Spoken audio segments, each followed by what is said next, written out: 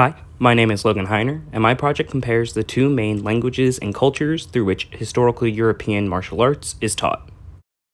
HEMA focuses on medieval treaties and how monastery monks and knights across the European continent were taught to fight. HEMA encompasses everything from wrestling and dagger to longsword and halberd. Due to technological advances and changing warfare, these arts were lost in the 17th century, and all of the techniques and lessons needed to be relearned for the modern age. In the 1990s, people started to try and relearn this art through primary documentation and manuscripts. This offers many difficulties, however, because there is no master to ensure that we are doing things correctly. Using anthropology, we can create a deeper understanding by paying attention to the language that they used and the cultures in which these texts were created. This can give us a better appreciation for the texts and the people who made them.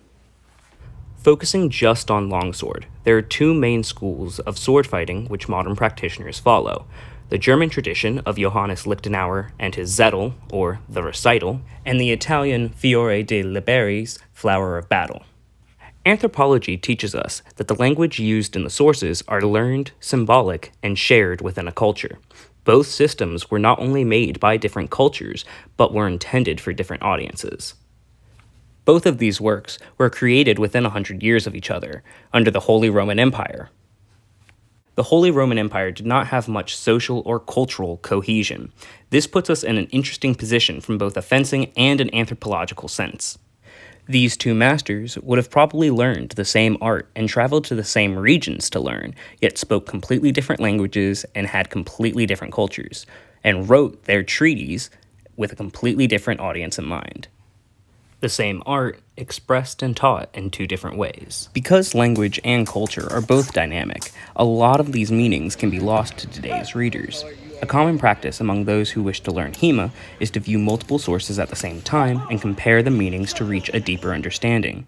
Both Lichtenauer and Fiore, in their works, are mentioned to have not created this martial art, but instead traveled around Europe, learning from multiple different masters and compiling the information in its truest, most raw form. This shows us that commonalities can be drawn between these massively different systems and their teaching styles. First, approaching the styles of teaching and how the information was recorded can tell us a lot about the differences between these cultures, especially on how they commonly shared information. The German tradition focuses on having students memorize a long poem or song that contains hidden meanings so they could remember how to fight. This means that a lot of the words for strikes or guards are symbolic. For example, a high guard is known as vom Tag, or from the day. For fencers, this not only describes the position you enter, but the motion of the strike following, treating your sword like the setting sun. The Italian tradition is much more straightforward. While they also use symbolic meanings for their words, they will also let you know exactly what they mean. Instead of a poem, Fiore wrote all of his knowledge in a book that has illustrations for everything. The German tradition leaves you more open to focus on making your own decisions by emphasizing feeling and the magical term in des. The Italian school is more direct, cause and effect. There isn't much room for you to make your own decisions. The language used in these can also point out socioeconomic differences between the Germans and the Italians within the Holy Roman Empire.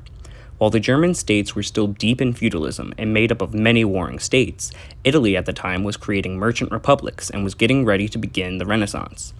Guards were given symbolic names so that their students could connect the sword motion with ideas that they were already comfortable with. Lichtenauer uses guards that his students would better connect with and understand, such as the guard of ox, which translates to ox. The Italian version of ox looks the exact same, and has the same uses. Fiore calls it posta di finestra, or the window guard. This could allude to the idea of a more urbanized south versus a rural north. The language of these two styles also demonstrates how a culture includes nature. Take for instance the guard of Flug, or plow. People practicing Lichtenauer's art would be more familiar with using a plow since the north was more agricultural. Fiore's version of Flug is known as the boar's tooth or the boar's tusk, and it is meant to resemble how a boar charges, a concept that would better be understood by a society that hunts more than it farms. This hints at the fact that not only were the northern Germans more agricultural, but the southern Italian states had more money and free time to go on hunts and have feasts.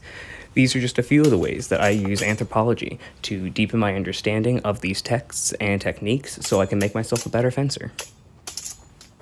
Again, I'm Logan Heiner, and thank you for watching.